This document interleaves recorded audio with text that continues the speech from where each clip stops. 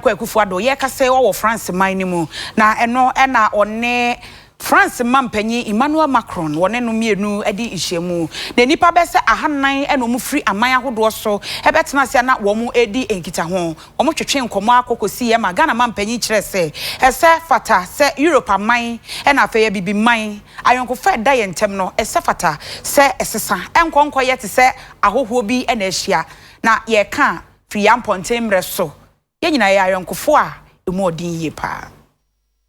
that the things that have brought us here today tell us a lot about the development of our continent of Africa.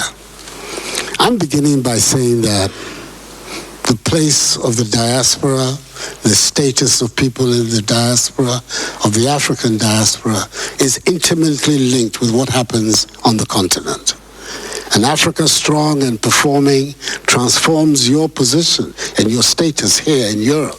But an Africa which continues to live the narrative of poverty, hungry children, people going across the Sahara, going in rickety boats and dying in Lampedusa to get to Europe. That Africa is not a narrative that is going to help you over here. So I think between you and us, our main task is the transformation of the continent. And why do I say so? Just one simple example. The Chinese diaspora is supposed to be some 60 million people. And in the table of states, they constitute the 25th country in the world.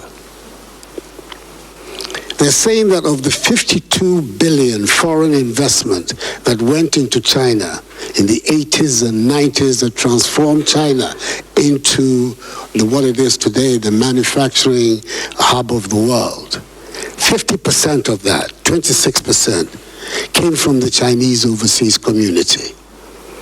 And that development of China that has taken place has changed the status and the position of Chinese all over the world. So I want you to take those statistics very seriously, because that is the transformative connection that we want to make with the African diaspora.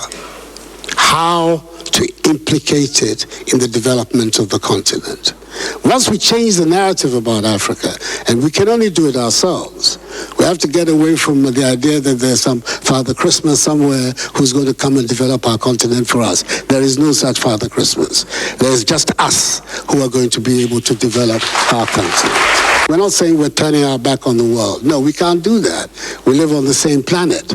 We need the association and the partnership with countries like France, with the technologies that they have developed here, their savoir-faire in many, many areas. All those things are matters that we can profitably associate and benefit from. So, Mr. President, we're saying the time has come for us to take our destiny in our own hands.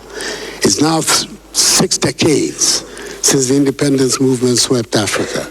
And those who led it, did so on the understanding that independence would bring not just freedom as sovereign states, but would also provide us the base for the social and economic transformation of our countries. That still hasn't happened.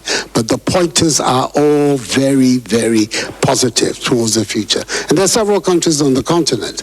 I would get into a lot of trouble if I started identifying them here, as I should mention, and I won't mention anyone. But there are several on the continent that visibly you can see are on the right way forward for what we need to do. So, thank you for this opportunity to come and speak to you. Let us recognize the responsibilities that we have for each one of us, Africans at home and you in the diaspora.